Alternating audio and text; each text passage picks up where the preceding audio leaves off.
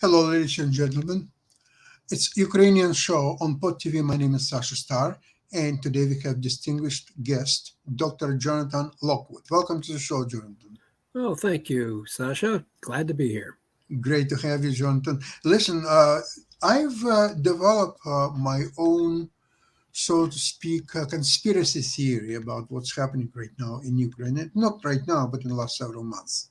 So every time the United States, NATO, they are discussing with Ukraine some new weapon systems delivered to Ukraine. So the discussion, delivery, implementation takes several months in each case, whether it's HIMARS, whether it's newer systems like Scalp from France and other. I will not even mention many other systems, but basically same thing happened all the time. What's happened is that it allows Russians to build quite formidable fortifications. They mine all the 200,000 square kilometers, make it extremely difficult for Ukraine to go ahead. And actually, interestingly enough, Ukrainians were quite successful last year in Kharkiv and Kherson without all these newest weaponry systems, but because Russians were unable to build these fortifications, Ukrainians were very successful in both cases. So now, when finally, after several months, Ukrainians are getting these newest systems, there are so much fortifications. Russians still have a huge superiority in the air.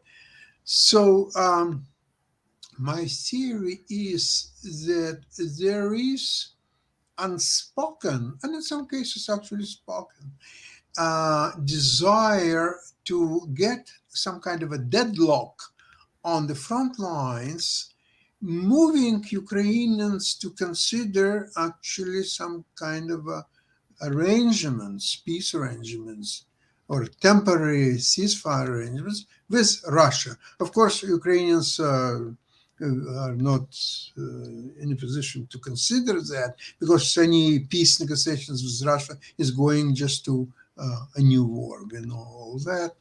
But that's not the point. The point is that now, with the latest NATO summit, so the position of NATO and the United States is, okay, guys, you go and win the war, and then you will become a member of NATO. Never mind that if Ukraine will win the war against Russia, I don't understand why Ukrainians need NATO, period.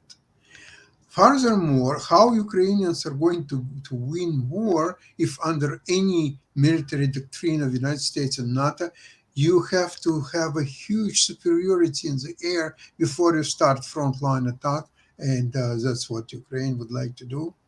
So, therefore, attack is impossible. The penetration of Russian lines is impossible. So, guys, that's no problem. We'll help you with the peace arrangements with Russia. Maybe this is, in my conspiracy theory, is exactly what West, NATO, United States, all they are doing, pushing Ukraine to peace with Russia.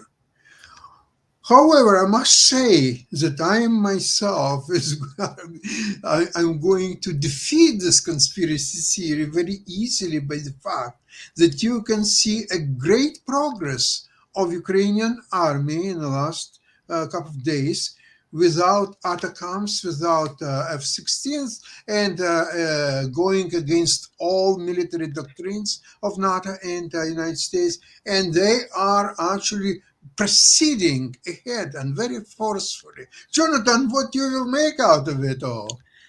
Well, I don't disagree. I don't agree with the conspiracy theory aspect. Okay. Number one, that the United States and NATO did not anticipate this war properly to begin with. They did not anticipate having to supply all these weapon systems to Ukraine. They did not foresee that. They did not foresee Ukrainian success. They did not foresee Russian incompetence. They did not foresee Russian miscalculation and the over-reliance of Putin on his nuclear arsenal as a means of intimidation. They did not anticipate any of these things. However, the Ukrainian army right now, in my perception, is on the verge of achieving a major operational objective, which is the severing of supply between the Crimea and Russia. Severing of that final link. It's already been severely damaged, and the Ukrainian forces are making progress towards severing that final link. They have not committed. They still cannot committed a significant portion of their reserves. So, which they've been affirming the strategy that I've been talking about over the past several months, which is launching a series of reconnaissance in force, probing, making progress where they can, all the while looking for the opportunity to launch the main punch and commit their final reserves. So once they do that, once they commit their final reserves, which I anticipate will be to finally sever the Crimea from Russia, that will be a major operational victory right there, because then, the Russians lose the Crimea, their forces are cut off, the occupants or whatever is left of the garrison there is compelled to surrender, and that is a severe blow to Russian ambitions. And the remaining occupied forces, it's been pointed out by an observer that Ukraine has recovered nearly half of the territory that Russia has occupied, and so they're in an excellent position. I believe Secretary of State Blinken has pointed out that they are in an excellent position to recover even more territory, and the pacing and the timing. It looks like it to an outside observer, it looks like a conspiracy or someone who's, but it really isn't. It's too chaotic. It's too unplanned, and the success of the Ukrainians, despite the less than full unqualified support of NATO and the U.S., they're still getting enough support. They are making the best use of what they have, and that is, and it continues to exceed the expectations of both NATO and the U.S., and for that matter, it certainly surprised the living daylights out of the Russians. So, it is the Russians are not in a position to win the war. They are not. They are counting on the West giving them at a peace table what they could not get on the battlefield. So basically, Ukraine has to be persistent and patient and concentrate on severing the Crimea from Russian control, Russian resupply and reinforcement, and it will fall into Ukrainian hands. And the U.S. and NATO will find themselves de facto victors in this operational in this war of Putin's. So that is essentially my take on it. The people who are saying that the offensive is proceeding too slowly. Oh, really? And how much knowledge of military operations do you have that tells you what pace a military operation should proceed? Tell us from your vast experience with these matters. So these people are simply they're expressing dissatisfaction. Matter of fact, Lieutenant General Mark Hertling, whom you've seen as a commentator on CNN, he has said that even though that the offensive is proceeding slowly, slower than some people expect, it is proceeding quite well from his perspective, from his experience as a commander of U.S. Army Europe. So, I tend to agree with General Hertling. So, I think there are always a wide variety of opinions, people who are sitting on the sidelines as spectators. I mean, the military experts are all over the place. If you were to go back and read newspapers during the American Civil War on both sides, both Union and Confederate, oh my goodness, over every little thing, military experts, so-called military experts, were all over the place. I mean, you just kick the wall and a whole bunch of military analysts would fall out.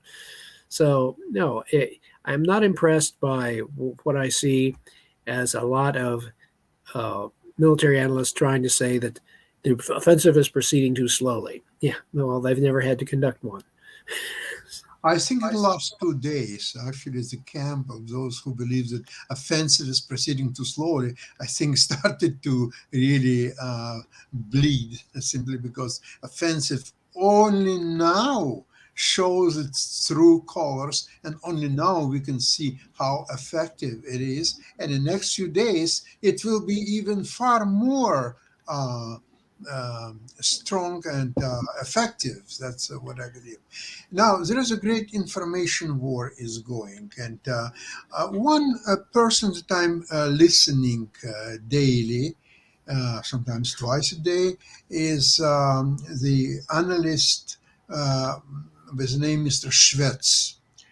And he is very well connected. He is in Washington, D.C., former KGB officer and operative, but he's in USA close to 30 years. And of course, he's well engraved into U.S. Strategic positions and consulting work and many others. So he's quite influential. And he is looking far beyond what you can read in average newspaper and so on. And he's not only tells us what's happening, but why is it happening, who are the actors behind that, and so on. So he was telling yesterday a very interesting story. Apparently, first time he just told the story. He didn't have sources, of course, the players behind it and how it all happened. I'll just very briefly explain what I'm talking about. Three so-called journalists, two from the United States and one from Poland, they got into Ukrainian front lines and for a matter of a few days were able to conduct interviews with Ukrainian fighters, officers, and so on and on.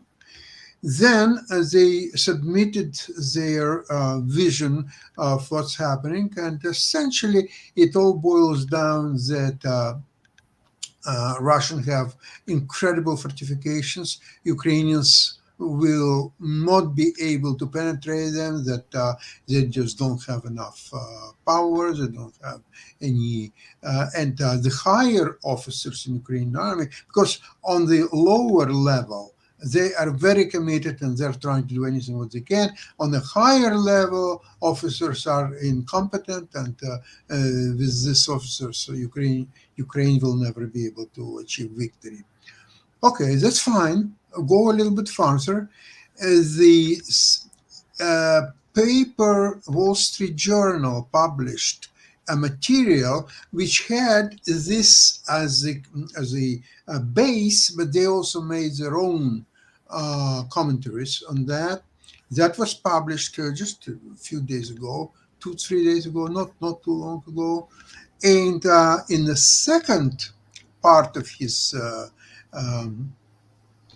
broadcast, Mr. Schwetz, he came down to analyze through his sources in Ukraine defense how the three, so let's call them journalists, could go in the front lines and allowed to take interviews with soldiers, officers, or so on. And they went through all chain of commands, who could authorize it, how it all happened. And of course, at the end of the day, it could happen only from the office of Mr. Yermak, who is second or maybe even first in command in Zelensky's presidency. Because all businesses, everything is going through Mr. Yermak.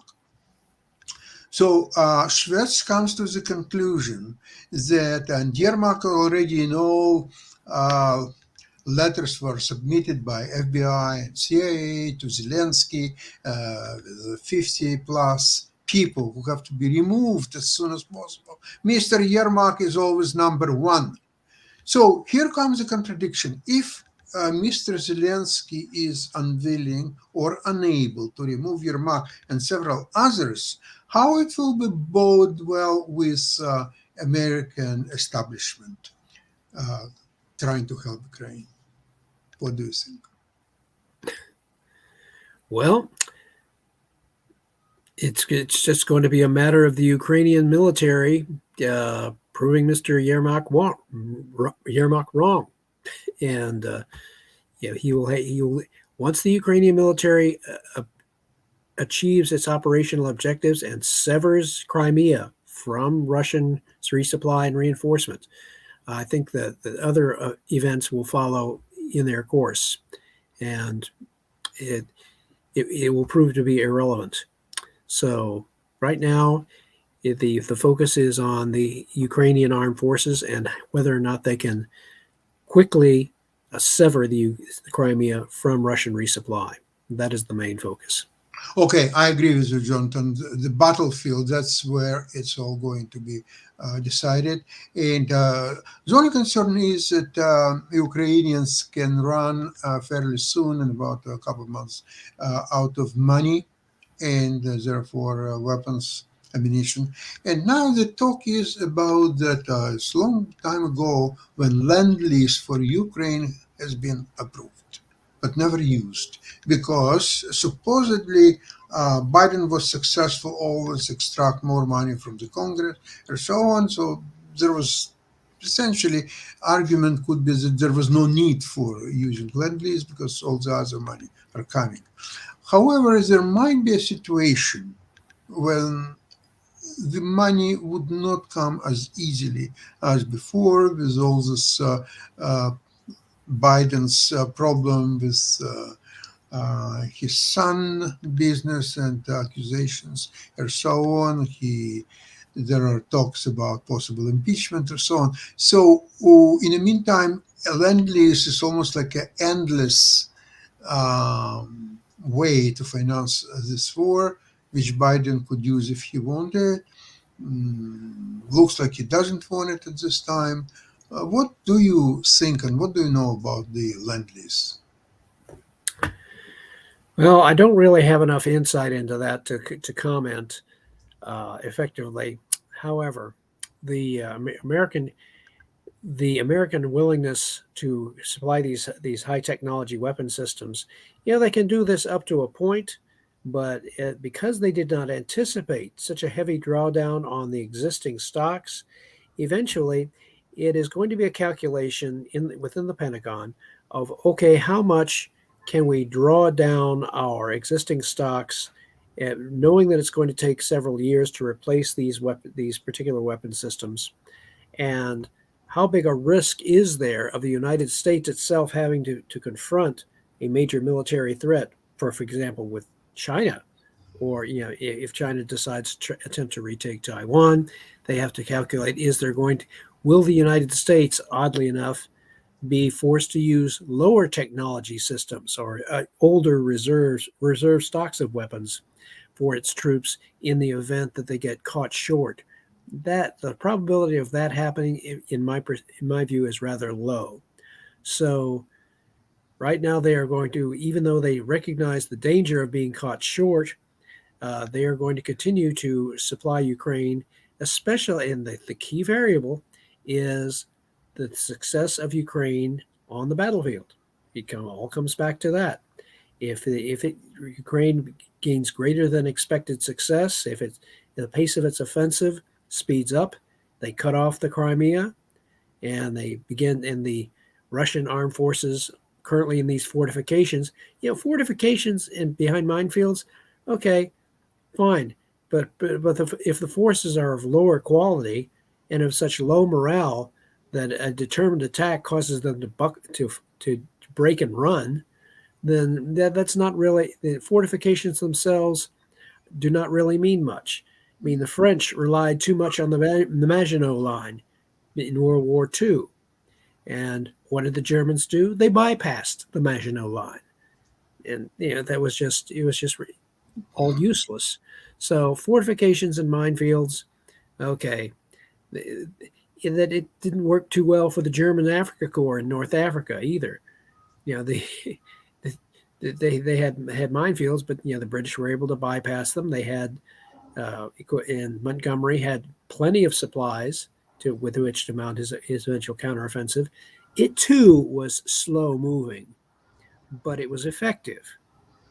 Well, don't forget that there is a lot of available real estate in Africa, so they could go Yeah. left and right and never deal with this fortification. Exactly.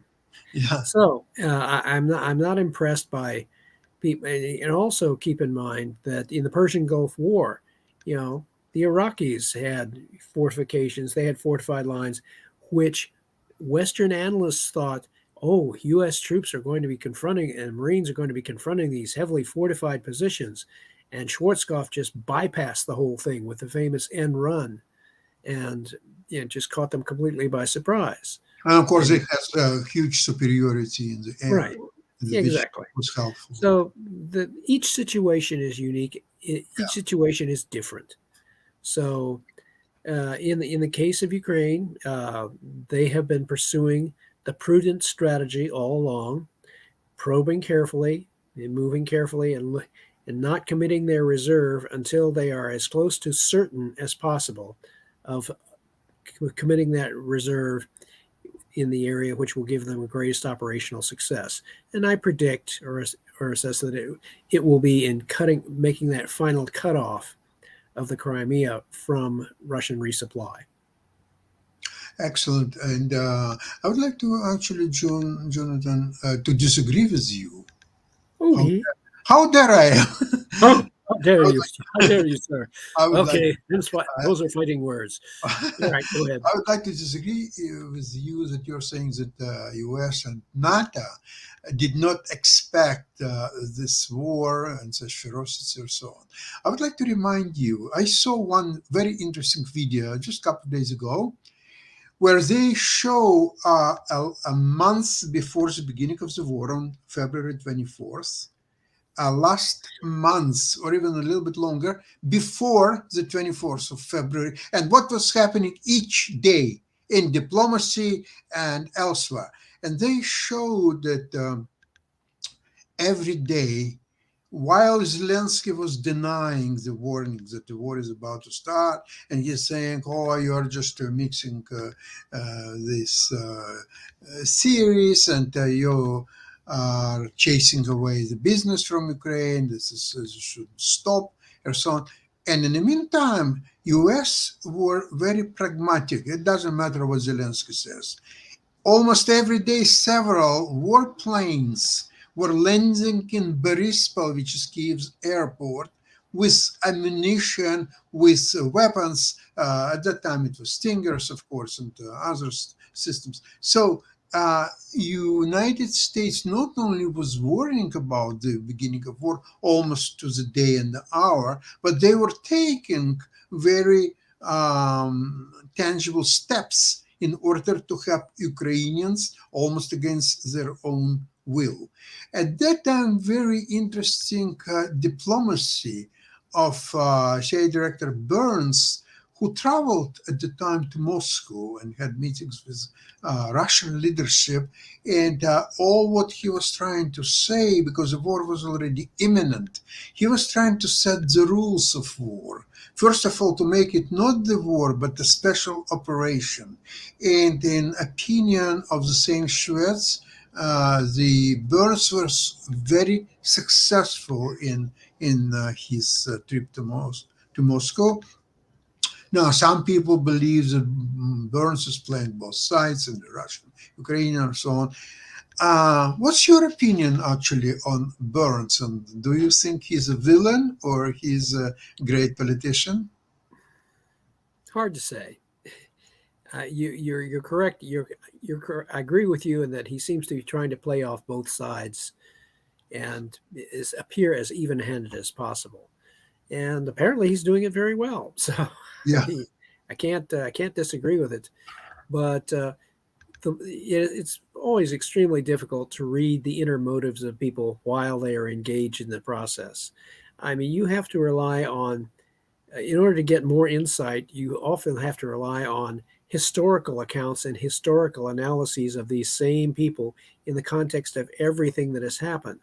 And just to give you an example, in North Africa, World War II, and the North African Desert Campaign, we have now gotten, as a result of very detailed historical analyses, what was going on both sides while Rommel was conducting his operations in Africa.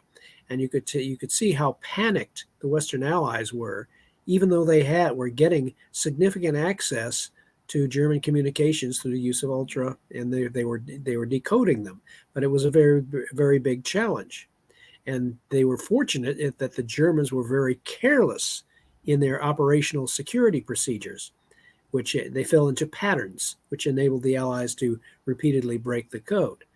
But I digress. And so right now, as we look at it from our perspective, looking on the surface of what is going on, it is very difficult to figure out motives of the various players.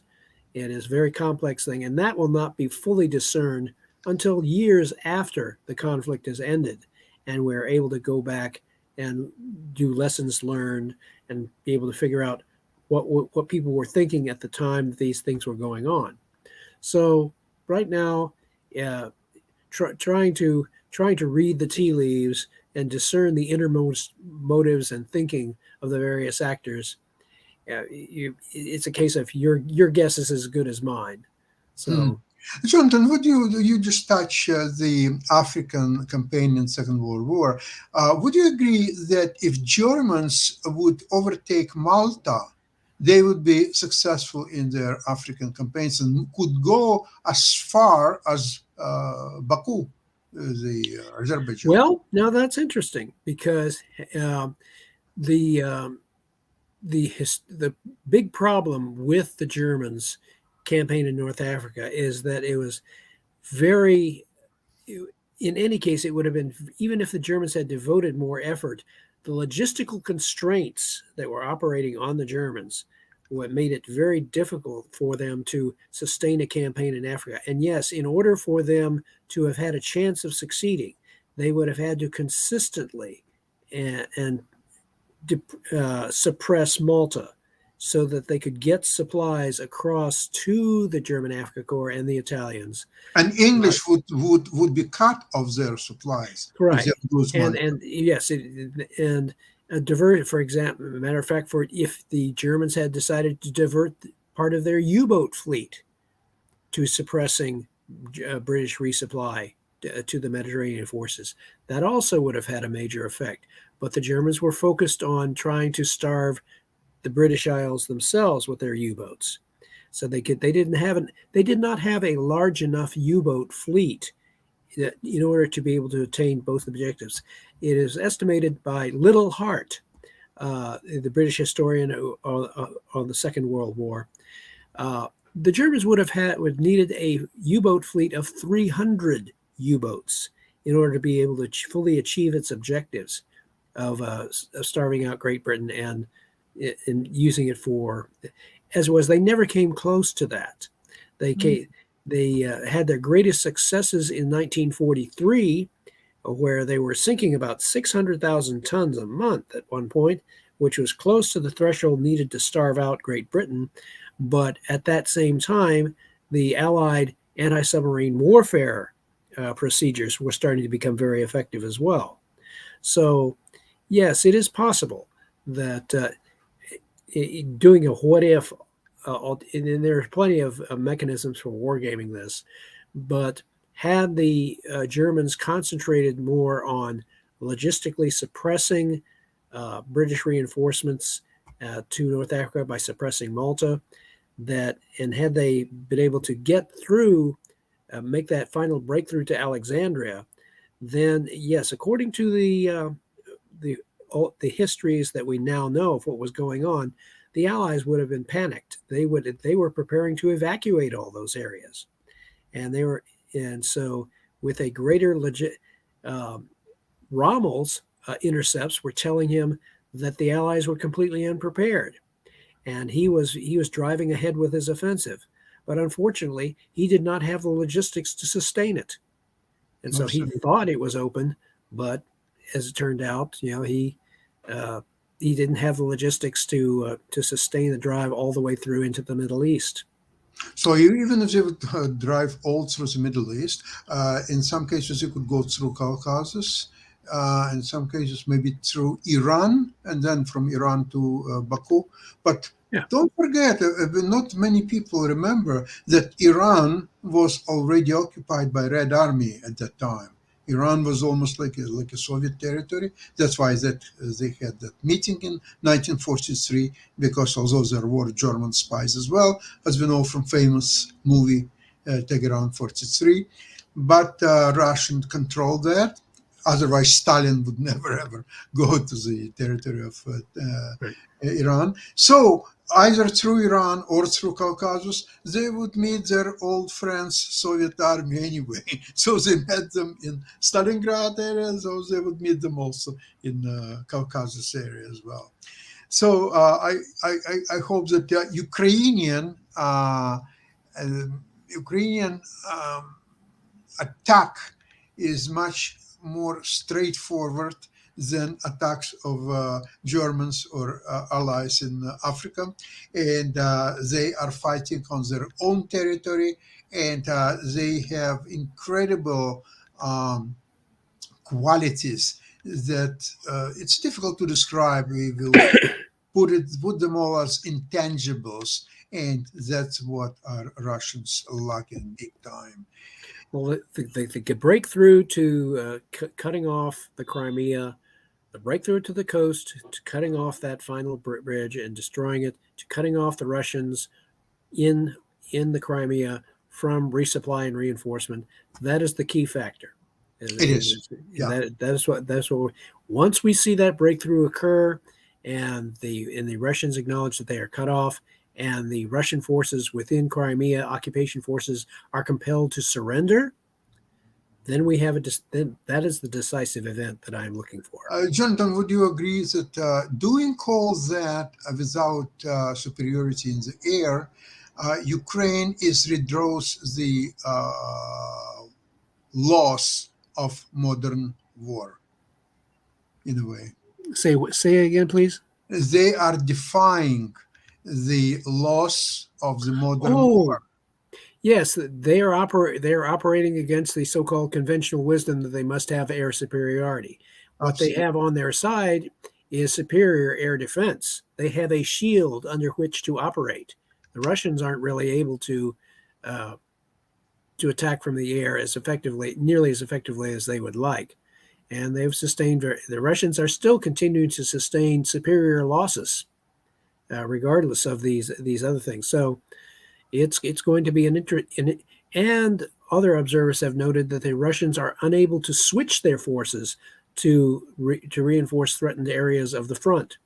So unlike the Ukrainians, who have uncommitted reserves, fresh uncommitted reserves to follow up any tactical successes, or to make that final push when they need to. The Russians do not have that luxury. I mean, they have numbers, but they don't have quality. Yeah. Jonathan, thank you so much for today's program.